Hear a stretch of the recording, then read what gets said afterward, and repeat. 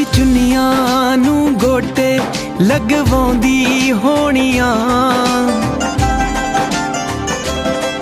ਤਲੀਆਂ ਤੇ ਮਹਿੰਦੀ ਨਾ ਮੋਰ ਪਾਉਂਦੀ ਹੋਣੀਆਂ। ਮੇਰੀ ਚੜ ਕੇ ਜਨ ਜਾਣੀ ਯਾਰ ਨੇ ਖੋਲਿਆ ਪਿਆਰ ਦਾ ਬੂਹਾ।